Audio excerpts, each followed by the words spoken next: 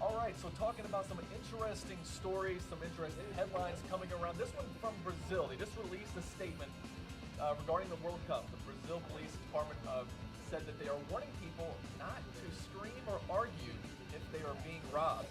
They said that most fans are coming from Europe and the United States, and they will not be used to that kind of crime that goes on in Brazil. So don't scream or rob. I'm here with Stephen Pennington. He's one of the Roadies from Nashville FC, but really quick, we're going to get to Nashville FC in just a second. Okay. But I'm sure being a soccer fan, you have some interest in the World Cup coming up this summer. Oh, of course. We're pretty used to screaming and yelling, so that's going to be kind of hard to not do that when you're being robbed. But yeah, lots of interest. Yeah, I thought that was interesting, so I wanted to share that. But let's talk a little bit about Nashville FC. Okay. And how did the Roadies come about? Roadies came about shortly after Nashville FC merged with Atlas. Two of our members, Simeon and Eric, huge soccer fans, and they of course knew that as soon as Nashville FC got going, that there was going to be a supporter group. So they immediately got appointment at the bar and put the word out. And there was about 5 of us that initially met the first night, along with Chris, the president, and we met. Came about a name, the Roadies. It came actually from 3 different directions. 3 independent people thought the Roadies would be a great name, which it matches the whole Music City theme. And we all met, fell in love with each other, and the rest was a marriage made in heaven. But so that picture that's kind of been going around that you've yes. seen on the news of all the people with the scarves is what was that? What meeting was that? That was actually the meeting where they announced the merger of Nashville FC and Atlas, and that was really the start of when everything just took off, because up to that point Nashville FC was kind of on a 3-year plan and you know, didn't expect to have any players, much less a team or games this year. And then once they merged, that just got the ball rolling, and that was really the start of everything. And so that was the kickoff. And from there, and that was on February 2nd, and here we are 3 months later, and we've already had our first match, our first win, and it's just been rocketing. It's been awesome. That's amazing. And we had at the last show we did, we had you know, a coach come out and talk to us a little bit more about the founding of Nashville FC. But and he gave us a very politically correct answer to this. But what a lot of people wanted to know was what's going to make Nashville FC different and make it succeed further than what these other NPSL teams have here in Nashville. Basically, it's the model. It's the supporter model where there's no owner. There's nobody to dictate to us what we do with our team. We dictate what goes on with our team. As a founder, and I've only been a founder since December, I've already been able to vote on several items and voice my word and make what I want to happen with this team. And that's the big difference is we control the team.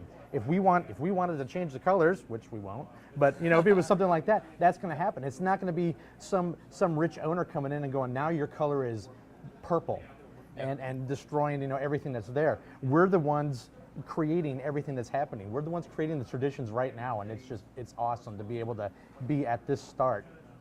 And we're kind of watching it grow. We're watching more followers on Twitter. I mean, just from that, just the social media aspect, you're able to, I mean, just as a person wanting to look on Facebook and see new followers or new likes and new followers on Twitter, and you're seeing how fast this thing is growing, and there's only been one regular season game.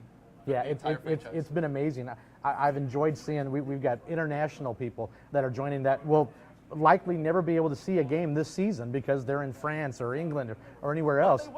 But they will. They will be able to see it. Live stream. They just won't be able. They won't be able to come and be on the pitch with us. Yep. But and it's amazing. We got several chapters of other founders in Utah and New York and just several other states, and it's just amazing to see that there's that many people so interested in us.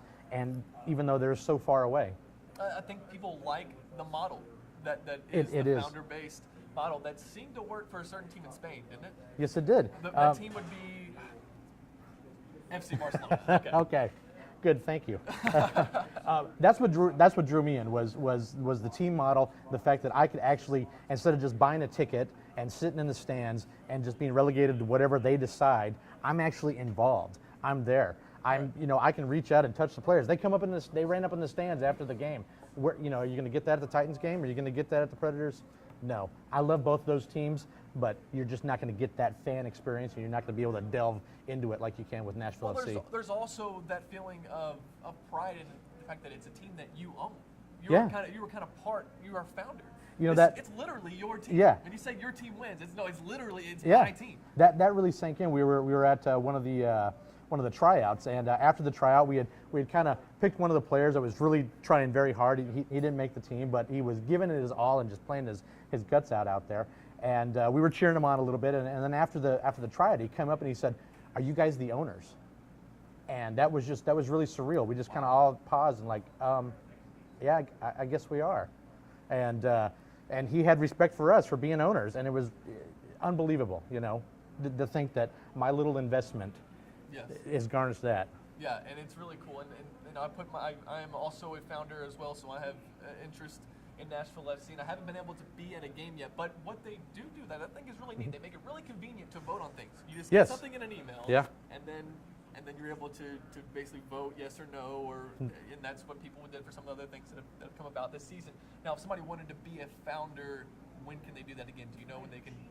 You can be a member right now, and I think being a founder, and I don't know, I'm going to go out on a limb, but I'm going to assume it's probably after the season that you can be a founder again. But you still can be a member, which still allows you to vote, still get you a T-shirt, still get you into all of the games. Being a founder, I don't know exactly when that's going to be out again. And of course, the chance to get one of these scarves has come and gone. But that has gone. I'm still waiting on mine. Maybe by May 24th. That's what I said. May 24th. If Yes. I have one, then I'll be good. And so the very first game that you all go to now, I know we had the I-65 Cup. Yes. Were you at the I-65 Oh, Cup? of course I was there. Yes. Okay, great. So talk a little bit about that. Is that going to be a rivalry? Is that going to be the Huntsville, Alabama? I think the I-65 Cup is going to be a thing going forward forever, and it's going to be kind of probably one of the last friendlies before the regular season, and I hope it is. The folks down in Huntsville are fantastic. They were very accommodating. They came up with the silver cup, and of course we won it because our lads are awesome. And nice group. Yes. Very nice group of people, and I think it will be a rivalry. I think also so will Chattanooga. Yeah. Right now, there's already been a little smack talk back and forth, friendly of course, between us and Chattanooga. I noticed that a little bit on Twitter. Yeah. And that's really cool. And is there any way you think, if you can just, if fans want to do this, fans of Nashville FC look at what Detroit City FC was able to do with their fan base and how they were able to stay loud for the full 90 minutes, and how neat of an atmosphere, and it brought about a championship. Yes. Is that something we can emulate here in Nashville? That is something we are totally trying to do. If you were at the game, we were screaming, yelling, drumming, everything the entire match. Standing up all 90 minutes, all during the half, making noise, really trying to be that 12th man on the field. And the players have said that they love it, and we're not going to shut up. So no matter how many there are, we're going to be the loudest group in the audience. So are you guys the loudest group of fans at both games? Oh, without a doubt. At the I-65 Cup, there was from their side, it was more some family members, things like that. It was a little more subdued on their side, and then there was this big roughneck group of us miscreants out there yelling and screaming and heckling the refs. But so we were definitely the loudest thing there. And at the Knoxville game, there was a group of lads that were trying to keep up with us from the Knoxville side, and they gave us a run for our money a little bit. But I'm pretty certain we out-yelled them. And so the home game shouldn't be a problem then. The home game is going to be epic, to use that word. All right. Yeah. Great. So I'm going to talk a little bit about that experience, that going on the road, traveling experience. So a little bit on Knoxville, the game against Knoxville Forest, which we won. Yes. You can talk a little bit about the game, but Yeah. I want to know about the roadie experience and why people should get more involved with this. Well, it started off with meeting at Jed's over by Vanderbilt. It's kind of our meeting spot, our bar to show. That's the bar that the photo everybody sees with the scarves. Right, yeah. That was Jed's. So meet there, pretty much figure out who is here, how many cars we needed. On that day we needed 2, and so eat, have a beverage for the non-drivers, and then headed on out. Picked up one guy on the way, and drove on down there. It was a 3-hour drive. We did it in about 2.5. And The traffic was so good. The traffic was so good. Yeah. and went through a torrential rain where at some point you couldn't even see the hood of your car. We worried about that rain catching up to us in Knoxville, but it didn't, and it was good. Got there about an hour early, able to lower down the tailgate, grill a couple of burgers and dogs, and fuel up for the game, and then marched on in. I got in there about 4 seconds before the initial kickoff, and then just yelling from that point on. I lost my voice. It just came back today, so. Good, and yes, just in time. Just in time for this. Just in time for this, and just in time for Friday, or you'll go down there on Saturday. Oh, to yes, Chattanooga. yes, definitely. We're going to go down to Chattanooga. We were just been discussing on Facebook today whether or not we're going to go early and tailgate for quite a while with Chattahoogans. They've reached out to us. They're meeting up at about 3 o'clock their time, several hours before the game, to tailgate for several hours. So we've been discussing if we're going to tailgate that long with them, or maybe show up just a couple hours before. So we're going to meet up with them. Sound like a bunch of great guys. Lovely banter back and forth, but all friendly, and they're going to show us how it's done, and we'll outdo them. So how neat was that to see a win on the very first game, even though it was on the road? I mean, you guys were there, Yeah. but how neat was it to see it? Not just a win, yeah. mind you, a 4-1 win. Pretty convincing. It was without a doubt. We saw, we kicked their butt. So it was amazing. You know, the match started off, and I'll say that the lads looked a little shaky at first, a little nervous. A lot of things going on, and so the first couple, maybe 10 minutes, I would say Knoxville kind of was dominating it, and then they got their first goal. They scored first, and that was a blow. But we kept yelling. We got louder, and then all of a sudden our boy Asmir knocked one in. And that's all she wrote. And after that, it was just all Nashville FC. 7 minutes later, we had 2 more goals to make it 3-1. Will there be, I don't want to say that the most exciting part of the season has already surpassed this, but that might be the most crazy 7 minutes of football? That was definitely a 7 minutes of soccer that I will never forget. That first goal is there'll never be that first goal ever again. Yeah. And while we were still celebrating that first goal, we got 2 more, and it was amazing. It was really cool. It was a magical moment, and there's going to be that many more magical moments going forward. There's going to be our first home game, our last home game. All of that is going on this season. It's going to be fast. Because I think what most people thought, and this could still be the case, is that these things like this do take time to grow. It takes time before there's success on the pitch, before there's a following. Yeah. And even though that Nashville FC is growing at an incredibly fast rate, where you have followers, we have supporters groups in Utah, and you have followers in Scotland, and you have people in New York that care. And even though it's growing at such a phenomenal rate, you would think that maybe the results on the field won't reflect that, and that you might take some bumps and bruises before you get to the point where you're competing for championships. So to get a win and get 3 points on the opening day, it might, I could be wrong, it might change maybe not change the tone, but set the tone for the rest of the year, because the schedule isn't as long as the MLS, where you have to play 32 games. It's a shorter schedule. So, it's a possibility that you get 3 points to open it up, that if you can steal a few more, you're right there in the postseason. That would be absolutely fantastic, and I'm not going to hold the lads to it, but we're hoping for them, and we're going to cheer it the whole way, and we're going to be that 12th man to make sure that happens, and we won't let them down, and I'm sure they won't let us down. They're going to play their hearts out, and that's all we expect from them. Now, one quick thing. Now, the fan experience when they get to the game, when they get to the Vanderbilt Soccer Complex, this is where the home games will be. When they show up there, what can they expect? Is there what you see in Seattle, what you see in Portland, the march to the stadium? That is, we've actually been discussing that, and we've been discussing where we're going to start that march from. Yep. So we want to do that march, and at this point we're wondering if we're going to do it from Jed's, or if we're going to do it from the parking lot, or possibly from Centennial Park. There's been some different talks about where we're going to get that, but it's probably going to look like it's going to be maybe the parking lot right there, because that's just going to be the easiest place for everybody to get there. And definitely, we got the march, we got the drums. We're walking in there, and we're going to let everybody know where to be, what time that's going to happen. Yeah. And we want to make that entrance, and we want to scare the bejesus out of the other team. That's the idea, right? Yes. Get in their heads. Win the game up here. Exactly. So win the game out there. Getting in the heads of the other team is a lovely aspect of being a roadie. Yeah, that's awesome. All right, but now before I let you go, is there the possibility? We just had a guy come in here talk to us about how there were thousands of people that showed up for a soccer tournament, 300 plus teams. Now, granted, they came from other states, they came from out of town, but there were a lot of them right here in Williamson County, in Tennessee.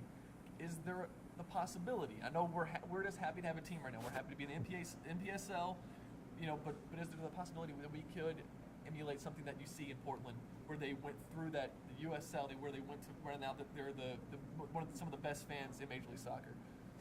Definitely, and I don't want to speak too much for the club, but I know that they want to have a youth presence. They want to involve the whole community, youth soccer, everything, and expand that.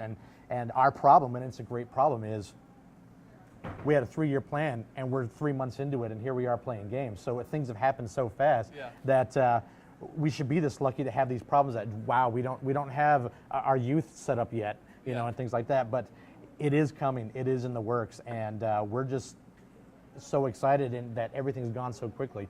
And it is coming in years, maybe next year. But the way we're growing now, it might be by the end of the season. Yeah, I mean, it's crazy how fast things are going. And when I had the coach on the show last time, I kind of had an open forum for people to ask questions. A lot of the response I got were from people out of town who are in bordering states who said, I want to come and visit a game, and they had these kind of questions to know what is the plan for growth. And I know you can't speak for all the founders, you can't speak for the club in general, but if not necessarily asking what is your plan, but what would you say is the plan for growth, to get more people involved, to have more founders, have more members, and to fill up the stadium's capacity? I think that one of the keys, and I know that they're working on it, is to get that youth soccer movement going on, to get a Nashville FC youth soccer movement, because then you've got the youth soccer players, you've got their parents, you're spreading that word and starting them young to where they're Nashville FC fans, they're wanting to come to the games, their family's engrossed in it, and that's how you get the local movement.